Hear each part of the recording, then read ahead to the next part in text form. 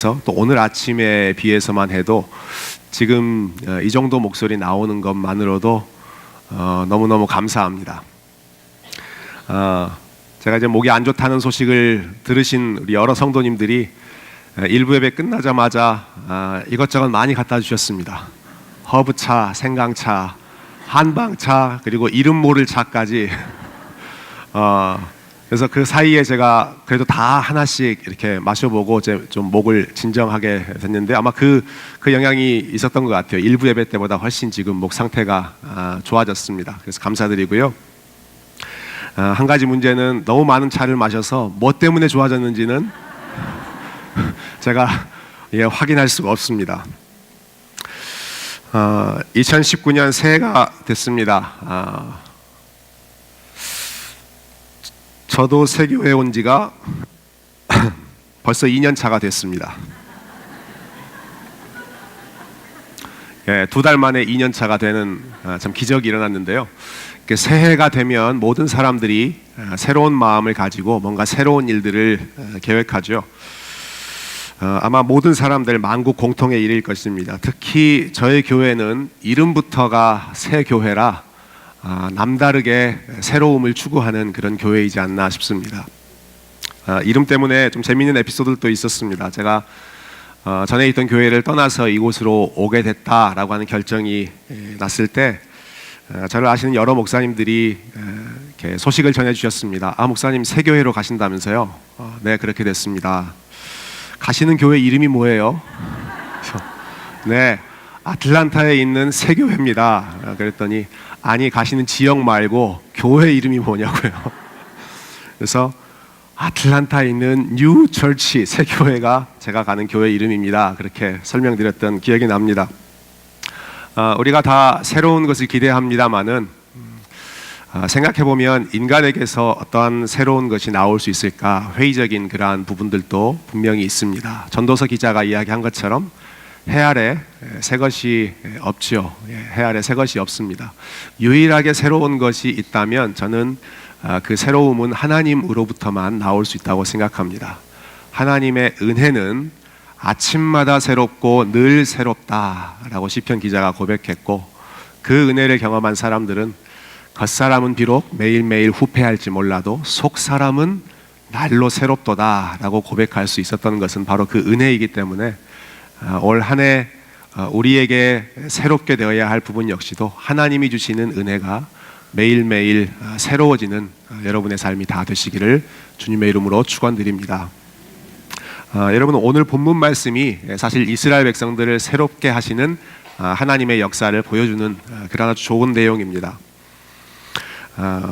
이스라엘의 언약궤가 빼앗겼던 것, 그리고 그 빼앗겼던 언약궤를 다시 이스라엘 땅으로 회복했던 것, 다시 돌아왔던 것, 그 내용까지를 저희가 지난주에 살펴보았죠. 벳세메스라고 하는 지역에 언약궤가 도착했습니다. 언약궤를 빼앗겼을 때 하나님의 영광도 함께 떠났다라고 생각해서 그 이스라엘 땅은 아주 어두운 땅이 되어버렸습니다. 그러나 언약궤가 돌아오면서 그 어두운 땅에도 다시 하나님의 영광의 빛이 회복되기 시작했죠.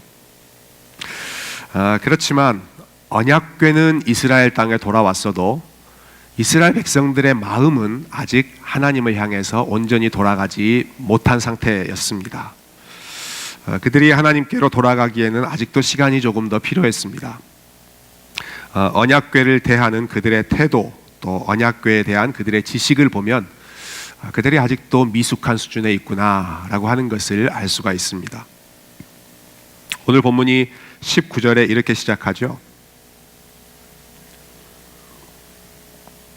벳세메스 사람들이 여호와의 궤를 들여다본 까닭에 그들을 치사 50,070명을 죽이신지라. 여호와께서 백성을 쳐서 크게 살육하셨으므로 백성이 슬피 울었더라. 언약궤가 도착했을 때 벳세메스 사람들이 아주 기뻐하며 제사를 드리며 셀러브레이트 했습니다. 그렇지만 그들 역시도 언약궤를 어떻게 대해야 하는지 올바른 지식을 가지고 있지는 못했습니다. 여러분, 언약궤는 하나님께서 정해놓으신 사람, 제사장을 통해서만 접근할 수 있었던 물건이었죠. 그런데 이 벳세메스 사람들이 언약궤를 그냥 호기심 어린 눈으로 도대체 저 물건이 뭐길래 블레셋 땅에서 그렇게 엄청난 일이 일어났지? 그런 호기심 가득한 눈으로 바라보다가 저 안에 뭐가 들어있는지 한번 봐보자. 언약궤를 열고 그 안을 들여다보려고 했습니다. 하나님께서 오래전부터 금하셨던 일이죠.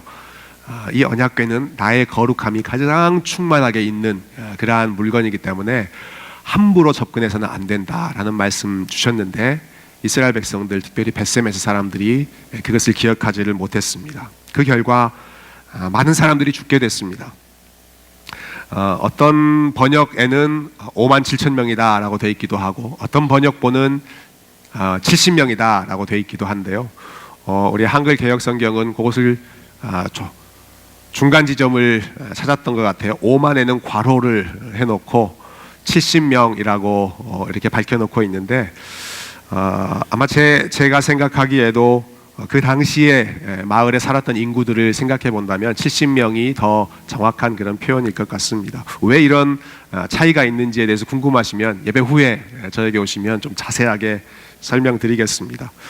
5만 명이든 아니면 70명이든 숫자의 차이가 있다고 하더라도 사실 적은 수가 아니죠. 70명이 죽었다고 하더라도 그 벳세메스 지역에 아주 엄청난 비극이 일어난 것입니다. 이 사건을 겪고 벳세메스 사람들이 마치 이전에 블레셋 사람들이 그 언약궤를 무서워했던 것처럼 이들도 무서워하기 시작했습니다. 더 이상 우리가 있는 지역에 이 언약궤 있으면 안 되겠구나, 다른 지역으로 옮겨야겠다라고 생각합니다. 그러면서 20절에 이렇게 질문하죠. 벳세메스 사람들이 이르되 이 거룩하신 하나님 여호와 앞에 누가 능히 서리요? 이 하나님, 거룩하신 이 하나님 앞에 누가 감히 설 수 있겠는가? 아무도 하나님 앞에 설 수가 없구나 라고 하는 죄인으로서의 탄식을 이렇게 질문으로 표현한 것이죠. 그러면서 그 언약궤를 다른 지역으로 옮겼습니다. 그리고 나서부터 이스라엘이 하나님과의 관계가 올바로 회복되는 일이 시작되었습니다. 그 부분을 한번 시작하는 부분 읽어볼까요? 7장 1절과 2절 우리 같이 한 목소리로 읽어보겠습니다. 7장 1절 2절입니다. 시작.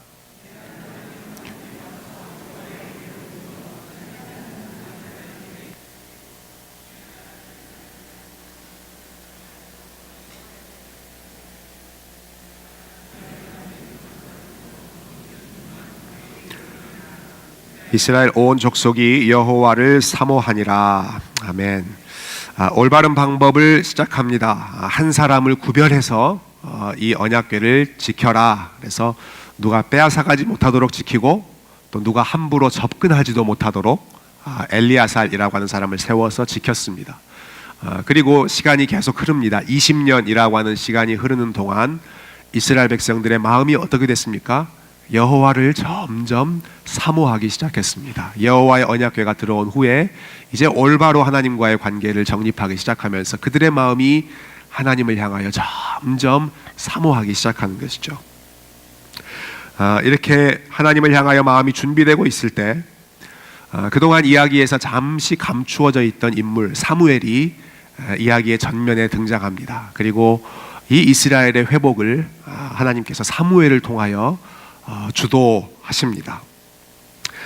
사무엘이 3절 말씀에 이스라엘 백성들에게 이렇게 이야기하죠. 사무엘이 이스라엘 온 족속에게 말하여 이르되 만일 너희가 전심으로 여호와께 돌아오려거든 이방신들과 아스다롯을 너희 중에서 제거하고 너희 마음을 여호와께로 향하여 그만을 섬기라. 그리하면 너희를 블레셋 사람의 손에서 건져내시리라. 아마 이스라엘 백성들이 계속 전쟁에서 지고 힘이 없으니까 자기들보다 강한 민족들의 신들을 섬기기 시작했던 것 같습니다. 그들을 부러워하면서 저들이 믿는 신이 힘이 센가 보다 하고 이스라엘 백성들도 바알신, 아스다롯신, 온갖 주변의 신들을 섬겼던 것이죠. 사무엘은 그들을 향해서 너희들이 지금까지 섬기고 있는 모든 신들을 다 버리고 다 내려놓고 다시 여호와만 섬겨라. 마음을 하나님께로 향하고 돌이키고 하나님 한 분만 섬기자. 거기에만 우리의 소망이 있다. 이렇게 호소하며 회개의 역사를 주도하는 것이죠. 그리고 이스라엘 백성들을 한 곳으로 다 불러 모읍니다. 미스바라고 하는 지역으로 불러 모아서 우리 다 하나님 앞에 함께 기도하자. 내가 너희를 위해서 기도할 것이고 나를 따라서 이스라엘 백성들 너희도 함께 이 미스바에서 우리 하나님 앞에 기도하자 초청하는 그러한 일들이 진행됩니다. 그런데 이스라엘 백성들이 한 곳에 다 모였다라고 하는 소식이 주변에 있는 블레셋 사람들의 귀에도 들어갔습니다. 7절 말씀 한번 보시겠어요? 7절. 이스라엘 자손이 미스바에 모였다 함을 블레셋 사람들이 듣고 그들의 방백들이 이스라엘을 치러 올라온지라. 이스라엘 자손들이 듣고 블레셋 사람들을 두려워하여 다시 긴장되는 상황이 연출되는 것이죠. 여러분, 언약궤를 빼앗겼을 때, 그러니까 한 20여 년 전이죠. 그때도 똑같이 블레셋 사람들이 쳐들어왔습니다. 기억하십니까? 그때 이스라엘 백성들이 어떤 작전을 내세웠습니까? 우리가 전쟁에서 이기려면 어떻게 해야 된다? 언약궤 가지고 와라 그랬죠. 언약궤를 가지고 와라. 우리가 하나님께로 돌아가고 관계를 바로 세우는 것보다 언약궤가 가지고 있는 그 신비하고 능력 있는 것 우리 이용하자. 하나님을 이용해 보려고만 했던 것이 이스라엘 백성들의 이전 모습이었습니다. 똑같은 상황이 반복되었을 때 이번에 이스라엘 백성들이 꺼냈던 작전은 무엇입니까? 언약궤를 가져오는 것이 아니라 우리가 기도하자라고 하는 것이었습니다. 블레셋 사람들이 모여있는 우리를 향해서 진격하고 있다라고 하는 소식을 들을 때 이스라엘 백성들이 했던 일은 사무엘에게 당신은 우리를 위하여 계속해서 기도해 주십시오. 우리에게 힘이 빠지지 않도록 기도해 주십시오. 기도를 부탁하는 민족이 되었습니다. 언약궤 앞세워서 하나님을 이용해만 먹으려고 했던 그런 이스라엘 백성들이 아니라 이제는 기도하는 공동체로 이스라엘 백성들이 거듭나기 시작하는 것이죠. 여러분, 사무엘상은 사실 기도하는 이야기로 시작했습니다. 한나라고 하는 한 여인이 자신이 아이를 갖지 못하는 상황을 안타까워하면서 하나님 앞에 기도했죠. 그것이 사무엘상의 시작이었습니다. 그렇지만 그때는 한 여인만 기도하는 상황이었습니다. 이스라엘 백성들이 기도했다라고 하는 이야기는 아직까지 나오지 않았습니다. 오늘 본문에 들어서야 비로소 사무엘상에 들어서 처음으로 이스라엘 백성들이 우리를 위해 기도해 주십시오. 우리에게 기도가 필요합니다. 기도를 부탁하는 그런 백성이 되는 것이죠. 그 요청을 받고 사무엘은 기도하기 시작합니다. 하나님을 향해서 온전한 번제, 어린 양으로 번제를 드리고 하나님 앞에 기도하기 시작합니다. 그리고 그 기도를 힘입어서 이스라엘 백성들은 힘있게 싸워나가기를 시작합니다. 여러분, 저는 이 본문에 나와 있는 이 모습이 올 한 해 그리고 저와 여러분의 평생의 삶 가운데 우리의 모습이 되었으면 좋겠습니다. 기도를 부탁하고 또 함께 기도하고 기도를 힘입어서 힘있게 전진해가는 모습이죠. 우리에게 삶에 문제가 있을 때 문제가 없는 것이 좋은 신앙이 아니라 문제가 순간순간 생긴다고 하더라도 그때마다 함께 기도할 수 있는 사람들, 기도를 부탁하고 그 기도 가운데 하나님의 살아계심을 체험하는 그러한 공동체가 하나님께서 기뻐하시는 공동체 되겠죠. 여러분, 아틀란타 세교회는 여러분에게 그런 공동체, 기도를 부탁할 수 있는 그런 공동체입니까? 네, 아멘. 네, 감사합니다. 여러분, 아틀란타 세교회의 목회자들에게 또 이 교회의 장로님들에게 여러 직분자들에게 혹은 여러분들이 소속되어 있는 소그룹 모임에서 선교회 또래 집단들 가운데에서 다른 어떤 것보다 우리의 연약한 상황을 함께 공유하고 나를 위해서 기도해 주십시오 라고 말하는 것이 어색한 것이 아니라 되게 홀리한 척하네 그런 것이 아니라 이것이 너무나도 자연스러운, 교회 안에서는 기도를 부탁하고 함께 기도하는 것이 무엇보다도 더 자연스러운 모습이 되어야 할 줄로 믿습니다. 우리 세교회가 기도하는 공동체로 거듭나기를 소망합니다. 저는 개혁주의 신학 또 개혁주의 교회라고 하는 표현을 자주 쓰는데요. 그래서 지난 금요일부터 우리가 믿는 바가 무엇인지를 함께 나누는 그런 교리문답 공부도 같이 시작했죠. 흔히 개혁주의 신학, 또 개혁주의 교회, 혹은 일반적으로 장로교회라고 하는 데 대해서 갖고 있는 편견 중에 하나가 있습니다. 그것은 머리는 큰데 마음은 차갑다라고 하는 것입니다. 말씀 공부하고 교리 공부하고 공부하는 거는 열심히 하는 것 같은데 그 기도하는 소리 들어보면 별로 뜨겁지가 않다, 마음이 차갑다라고 하는 게 소위 개혁주의 교회에 대한 일반적인 인식입니다. 물론 그런 편견이 생긴 데에는 장로교회 교인들이 혹은 개혁주의 교회 성도들이 그러한 잘못을 보인 그러한 면도 있겠습니다마는 올바른 개혁주의 교회, 올바른 개혁주의 신자라고 한다면 하나님을 향한 지식을 추구하는 열심과 함께 하나님을 향해 뜨겁게 기도하는 그 뜨거운 마음이 함께 있어야 합니다. 지난 금요일에 제가 존 칼빈에 대해서 이야기했습니다마는 존 칼빈 목사님은 하나님을 아는 지식이 무엇보다 중요하다라고 하는 것을 강조하는 동시에 그분이 쓰신 그 긴 책, 두꺼운 책에서 가장 많은 분량을 할애한 곳이 기도였습니다. 기도에 대해서 가장 많이 길게 이야기하고 기도에 대해서 가장 강조한 분이 존 칼빈 목사님이었던 것이죠. 제가 개인적으로 담고 싶고 또 교회적으로 추구하고 싶은 신앙의 모습은 이런 것입니다. 장로교인으로서 말씀에 철저하게 헌신하는 동시에 순복음교회보다 더 뜨겁게 기도하고 감리교회보다 더 열심히 현실에 참여하는 신앙, 저는 제 개인적으로도 그러한 신앙을 훈련하고 싶고 저희 새교회가 또 그러한 교회가 되었으면 좋겠습니다. 지난주에 어떤 분이 저에게 재미있는 사진을 하나 보여주셨는데요. 한국에 있는 한 교회의 사진, 교회의 간판을 찍어서 그 페이스북에 올려놓으셨더라고요. 한국의 이제 아파트 상가 지역에 새로 개척한 교회인 것 같습니다. 근데 이 교회 이름이 아주 남달랐습니다. 보통이 아닙니다. 교회 이름이 이렇습니다. 순복음 온누리 사랑의 교회. 이 목사님의 스케일이 남다르지 않습니까? 순복음 온누리 사랑의 교회. 유명한 교회 이름은 다 갖다 붙이신 거죠. 아쉬운 것은 우리 교회 이름이 빠졌어요.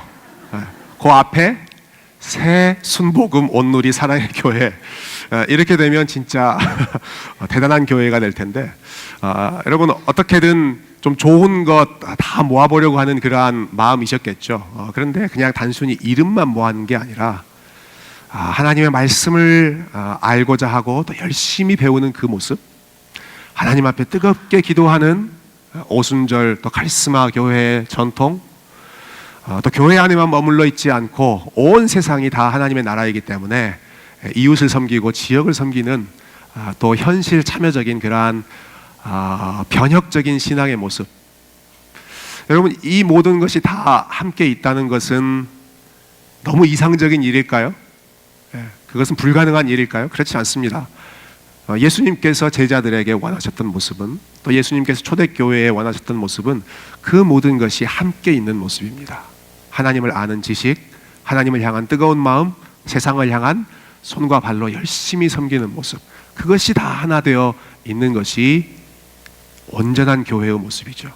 저와 여러분이 이러한 온전한 머리와 가슴과 손, 발이 함께 균형을 이루는 그러한 균형 있는 신앙인, 균형 있는 교회 이루어갈 수 있기를 주님의 이름으로 축원드립니다. 자, 이스라엘 백성들이 기도하는 공동체로 회복됐습니다. 그때 어떤 일이 일어났는지 한번 살펴보죠. 여러분 10절 말씀 한번 보시겠어요? 10절.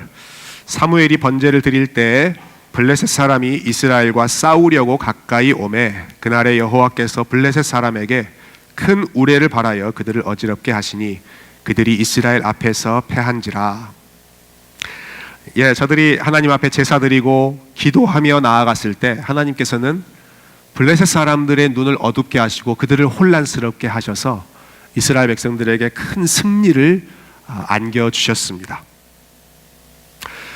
그렇게 승리를 거둔 후에 사무엘이 아주 중요한 일을 한 가지 행합니다.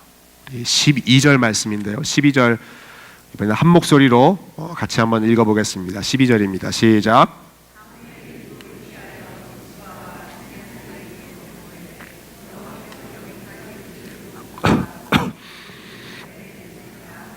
네, 에벤에셀이라고 하는 유명한 이름이 나오죠. 에벤이라고 하는 단어는 돌이라는 뜻입니다. 그리고 에셀이라고 하는 단어는 도움이라는 뜻인데요. 그래서 에벤에셀 하면 도움의 돌이라는 뜻이고, 전쟁에서 승리한 그 기념 지역에 돌을 세우면서 하나님이 우리를 여기까지 도와주셨다, 그렇게 믿음을 고백하는 것이죠. 에벤에셀이라고 하는 이 이름은 아틀란타하고도 굉장히 밀접한 관계가 있습니다. 여러분, 아틀란타가 자랑하는 인물 누군가요? 우리 아들 이런 거 말고요. 아틀란타가 자랑하는 인물 마틴 루터 킹이죠. 마틴 루터 킹 목사님께서 세례를 받고 성장하고 목사 안수를 받고 돌아가시기 직전에 8년 동안 사역하셨던 교회가 아틀란타 시내에 있는 에벤에셀 베프티스트 처치입니다. 그 교회 혹시 안 가보셨으면 여러분 꼭 시간을 내서 한번 가보시면 좋겠습니다. 그 교회에서 마지막 사역하시다가 암살을 당하시고 또 마지막 장례식까지도 그 에벤에셀 교회에서 이루어졌죠. 그러니까 아틀란타와 이 에벤에셀이라고 하는 이름은 굉장히 밀접한 관계가 있다고 볼 수 있는데요. 그런데 이 에벤에셀이 중요한 이유, 성경적인 이유는 저는 두 가지로 생각합니다. 먼저 여러분 사무엘상 조금만 앞으로 가셔서 자 4장 1절 한번 보시겠어요? 4장 1절.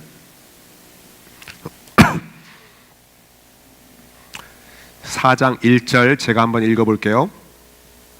사무엘의 말이 온 이스라엘에 전파되니라. 이스라엘은 나가서 블레셋 사람들과 싸우려고 에벤에셀 곁에 진치고 블레셋 사람들은 아벡에 진쳤더니, 여기 에벤에셀 나오죠? 네, 에벤에셀 나옵니다. 전쟁했던 장소죠. 5장 1절 한 번만 더 가셔서 이번에 한번 같이 읽어보죠. 5장 1절입니다. 시작. 블레셋 사람들이 하나님의 궤를 빼앗아 가지고, 네, 여러분 눈치채셨습니까? 에벤에셀이라고 하는 지역이 어떤 지역입니까? 이전에 블레셋 사람들과 싸웠던 지역입니다. 그 지역에서 어떻게 됐습니까? 하나님의 언약궤를 빼앗겼습니다. 에벤에셀에서 전쟁에서 패배하고 하나님의 언약궤를 빼앗겼던 수치스러운 장소, 기억하고 싶지 않은 장소가 이스라엘 백성들에게는 에벤에셀이죠. 그런데 이번에는 같은 상대 또 같은 비슷한 상황에서 기도하는 가운데 그 전쟁에서 승리한 후에 그곳에 큰 돌을 세우고 에벤에셀이다 이렇게 부르고 있는 것입니다. 패배했던 장소, 수치스러운 장소가 이제는 승리의 영광을 기억하는 장소로 바뀐 것이죠. 하나님께서 이스라엘 백성들의 수치스러운 과거를 씻으시고 그들에게 새로운 시작, 새로운 승리를 선물로 주신 것이 바로 이 에벤에셀의 의미입니다. 그러니까 너무나 귀한 사건이죠. 이러한 역전이 어떻게 가능했습니까? 그들이 이전에 의지하던 신상들은 다 버리고 마음을 하나로 하나님께만 매달렸을 때, 기도하는 공동체로 거듭났을 때 그 기도를 들으시고 하나님께서 역사하셔서 패배를 승리로, 수치를 영광으로 뒤집어 주신 것이죠. 이와 더불어서 저는 이 에벤에셀 사건이 중요한 또 한 가지 이유를 이렇게 생각합니다. 그것은 이스라엘 백성들이 전쟁 이전에도 하나님께 기도하며 매달렸지만 전쟁에서 승리를 거둔 이후에도 하나님을 여전히 기억하고 있었다. 그것을 보여주는 것이 에벤에셀입니다. 여러분, 중요한 일을 앞두고 있을 때 혹은 어떤 문제, 큰 문제가 생길 때 여러분 간절히 기도하시죠. 갑자기 어려운 문제 생기면 간절히 기도합니다. 그렇지만 그 일이 어느 정도 해결되고 진정된 다음에는 어떠십니까? 그 마음이 그전만큼 간절하십니까? 그렇지 않을 때가 많죠. 저도 설교할 때 설교 전에 하는 기도와 설교를 마치고 집에 돌아가서 했을 때 기도가 똑같았으면 좋겠는데 그렇지 않습니다. 설교 전에 토요일 저녁에 기도할 때는 정말로 간절하게 기도합니다. 하나님, 내일 제가 준비한 말씀 가운데 하나님 꼭 은혜를 주십시오. 또 어제처럼 이렇게 목이 잘 안 나오는 상황에서는 하나님 말이라도 할 수 있도록 정상적으로 회복되는 건 아니라도 말이라도 할 수 있도록 하나님 도와주십시오. 그렇게 간절히 기도했는데요. 주일 저녁에 또 예배를 마치고 나서는 물론 감사한 마음으로 기도하지만 그때는 몸이 쓰러지면서 하나님 감사합니다. 예, 누우면서 기도할 때도 있고요. 굉장히 좀 나태해진 그런 마음으로 기도할 때가 많이 있습니다. 오늘은 좀 다를 것 같아요. 오늘은 정말 감사한 마음으로 제가 하나님 앞에 기도할 것 같은데, 일반적으로 저와 여러분의 마음, 또 사람의 마음은 문제가 해결되기 이전보다 문제가 해결된 이후에 나태해지기가 쉽습니다. 그런데 오늘 이 사무엘과 이스라엘 백성들이 보여준 모습은 블레셋과 싸우기 이전에도 기도했죠. 근데 승리하고 나서 하나님이 여기까지 도와주셨습니다, 하나님이십니다 라고 기억하면서 하나님을 인정하는 믿음을 여전히 보이고 있는 것입니다. 지난 주일 저녁에 저는 좀 특별한 시간을 가졌습니다. 저희 교회 집사님 한 분이 오랫동안 하시던 비즈니스를 이제 정리하시면서 마지막 클로징하기 전날, 마지막 날에 함께 모여서 간단하게 하나님께 감사드리는 예배를 드렸습니다.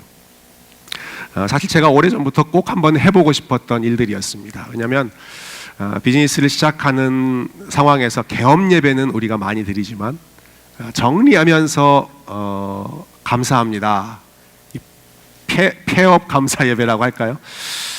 이름이 좀 어감이 좀 그래서 제 나름대로 이름을 한번 이렇게 붙여봤어요. 영어로 이름을 붙여봤는데요. 요즘 한국을 대표하는 아이돌 그룹이 누굽니까?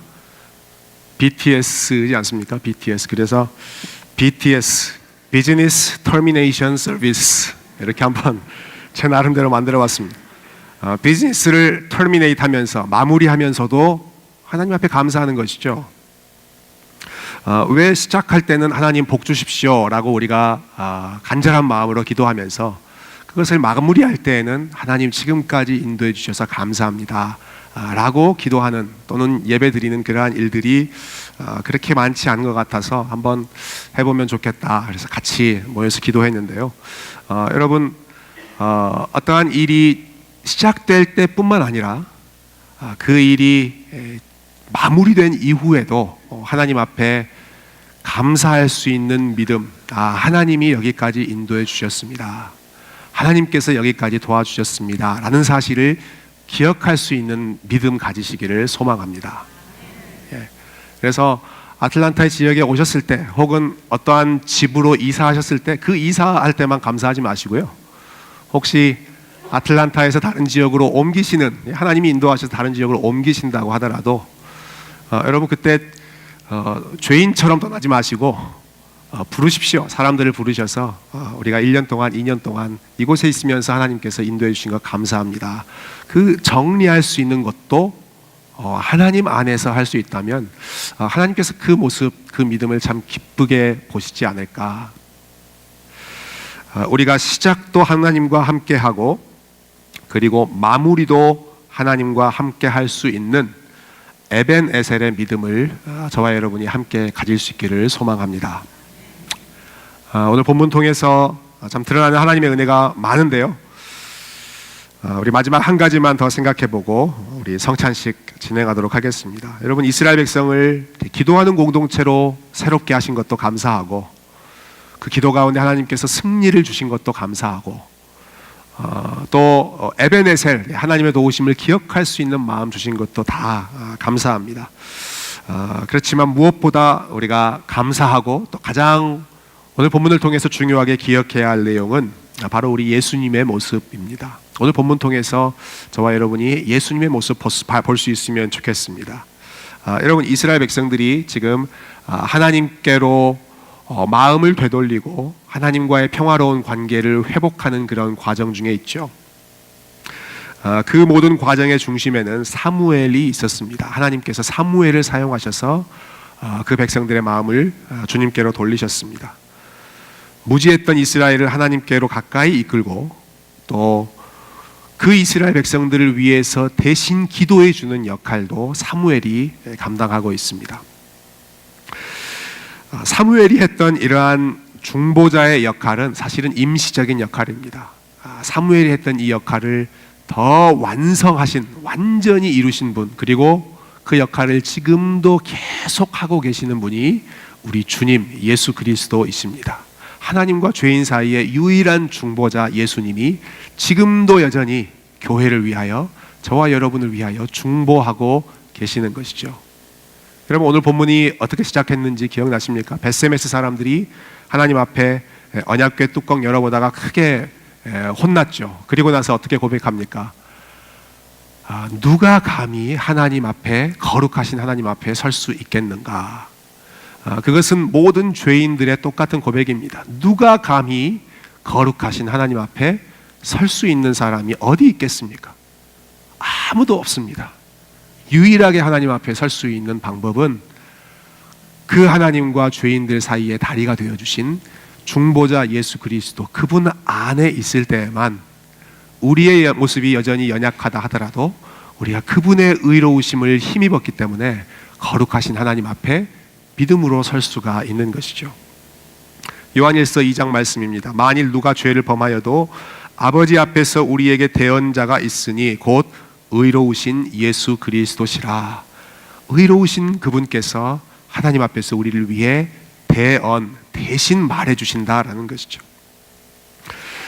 이 중보자 그리스도께서는 지금도 여전히 자기 백성들을 기도로 돕고 계십니다. 사도 바울이 고백하는 것처럼 죽으실 뿐 아니라 다시 살아나신 이는 그리스도 예수시니 그는 하나님 우편에 계신 자요 우리를 위하여 간구하시는 자신이라. 우리를 위하여 하나님 보좌 우편에서 예수님께서 계속해서 간구하고 계십니다. 무엇을 위해서 간구하실까요? 우리의 죄가 용서받기 위해서 기도하실 것이고, 우리의 하나님으로부터 멀어졌던 마음이 다시 주님 하나님께로 되돌아가기를 위해서 기도하실 것이고, 우리가 연약하여 죄와의 싸움에서 넘어질 때마다 하나님 힘 주십시오라고 우리를 붙들어 주시는 그 기도를 우리 주님께서 하고 계시는 것이죠. 우리의 연약함을 아시기 때문에 하나님을 향하여 나아갈 힘조차 낼 수 없는 그러한 연약한 상황일 때에도 그분께서 우리를 위해서 대신 기도하고 계십니다. 우리가 좋아하는 찬양의 가사처럼 마음이 지쳐서 기도할 수 없고 눈물이 빗물처럼 흘러내릴 때 주님은 우리 연약함을 아시고 사랑으로 인도하시네. 누군가 널 위하여 누군가 기도하네. 내가 홀로 외로워서 마음이 무너질 때 누군가 널 위해 기도하네. 이스라엘 백성들을 향해서 간절히 기도했던 그 사무엘의 모습은 지금 이 시간도 저와 여러분 연약한 주의 백성들을 위해서 애타는 마음으로, 또 간절한 마음으로 기도하시는 그분 예수 그리스도의 모습을 보여줍니다. 주님께서는 교회를 위해서, 저와 여러분을 위해서 계속해서 격려하십니다. 말씀을 통해서 힘주시고 우리를 위해 기도하심으로써 우리를 이끄시고, 또 오늘 저와 여러분이 함께 참여하는 이 성찬을 통하여 친히 그분의 살과 피를 나누어 주심으로써 우리가 신령한 양식, 신령한 음료를 통하여 이 나그네 인생을 힘있게 살아갈 수 있도록 도와주시는 분이십니다. 우리 주님의 큰 은혜와 큰 복이 2019년 한 해 우리 새교회 성도님들 모든 분들의 삶에 충만하기를 소망하고, 특별히 이 시간 우리가 함께 이 한 해의 첫 주일을 성찬의 은혜로 시작할 때 이 예식에 참여하는 우리 모든 성도님들의 마음 가운데 하나님께서 큰 은혜로 채워주시기를 주님의 이름으로 축원드립니다.